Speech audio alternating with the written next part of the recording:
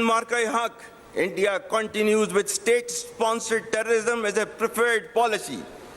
Our adversaries' use of Fitna al-Hind and Fitna al-Khawarij as hired guns exposes its cowering, hypocritical and heinous face to the world. Taliban regime must rein in the proxies who have sanctuaries in Afghanistan and are using Afghan soil to perpetrate heinous attacks inside Pakistan.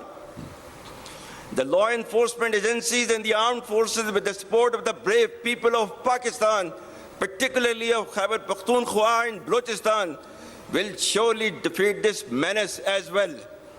Be rest assured that like our victory in the conventional domain, every state proxy of our neighbor will be razed to dust, inshallah. Taliban رجیم ان پراکسیوں کو لگام ڈالے جن کی افغانستان میں پناہ گاہیں ہیں. دشمن کا فتنہ الہند اور فتنہ الخوارج کو بطور کرائے کے قاتل استعمال کرنا اس کی بزدلی کو بے نقاب کرتا ہے.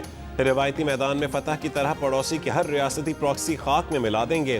فیلڈ مارشل عاصم منیر کا دو ٹوک پیغام. کہا کہ پاکستان کے خلاف جارحیت میں ناکامی کے بعد بھارت ریاستی سرپرستی میں دہشت گردی کو ترجیحی پالیسی کے طور پر جاری رکھے ہوئے ہے. بھارت کی چھوٹی سی اشتعال انگیزی کا بھی فیصلہ کن جواب دیں گے. ہمارے ہتھیار بھارت کی جغرافیائی وسعت کا من گھڑت حفاظتی تصور ختم کر دیں گے. فوجی اقتصادی نقصانات بھارت کی توقعات سے کہیں زیادہ ہوں گے. جوہری ہتھیاروں کی موجودگی میں دونوں ممالک میں جنگ کی گنجائش نہیں. بھارت پاکستان کے ساتھ بنیادی مسائل کو بین الاقوامی اصولوں کے مطابق برابری اور باہمی احترام کی بنیاد پر حل کرے.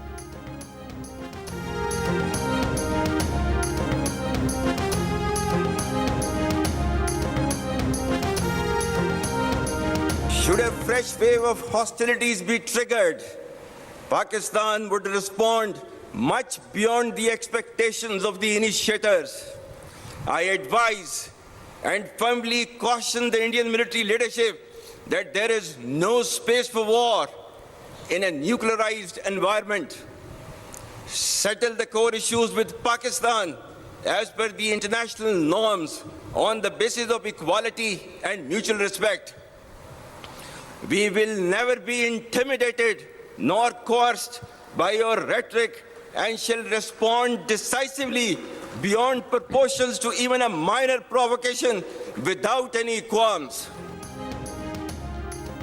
دوبارہ جارحیت کی کوشش کی تو پاکستان دشمن کی توقعات سے کہیں زیادہ سخت جواب دے گا. فیلڈ مارشل عاصم منیر نے بھارتی فوجی قیادت کو خبردار کر دیا.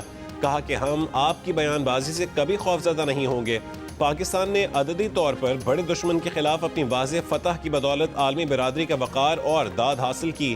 بھارت نے جلد بازی میں الزام تراشی کی اور غیر جانبدارانہ تحقیقات سے گریز کیا تو بھارتی جارحیت کا بھرپور جواب دیا. دشمن کے رفال طیاروں کو مار گرایا.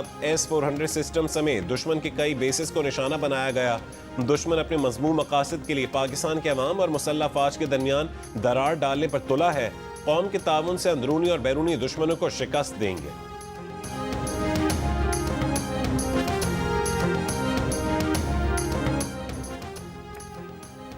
فیلڈ مارشل عاصم منیر نے کہا ہے کہ سعودی عرب کے ساتھ حالیہ دفاعی معاہدہ پاکستان سعودی بھائی چارے کو تقویت دیتا ہے. عوام اور مسلح افواج کے لیے یہ منفرد اعزاز ہے کہ وہ حرمین شریفین کی دفاع کے لیے اپنی خدمات پیش کر سکیں. یہ معاہدہ مشرق وسطی اور جنوبی ایشیا میں امن و استحکام کو یقینی بنانے کی جانب ایک قدم ہے. پاکستان نے ایران کے ساتھ مذاکرات کے پرامن عمل میں بھی کردار ادا کیا.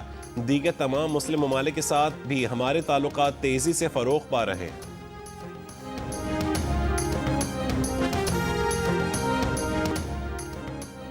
پاکستانی سیکیورٹی فورسز کا جمعے کی شب افغان علاقے پکتیا میں خارجی گل بہادر گروپ کے ٹھکانوں پر حملہ. 70 سے زائد خارجی ہلاک. مرنے والوں میں خارجی فرمان عرف الکرامہ بھی شامل. خارجی صدیق اللہ داوڑ، غازی مدخیل مقرب اور قسمت اللہ بھی مارے گئے.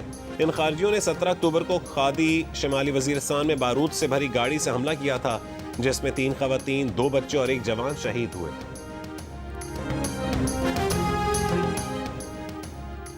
وزیر اعلیٰ خیبر پختونخوا سہیل آفریدی نے کہا ہے کہ افغانستان سمیت جو بھی پاکستان پر حملہ کرے گا اس کو بھرپور جواب ملے گا. افغان مہاجرین نے اتنا وقت یہاں گزارا تو باعزت واپس جائیں.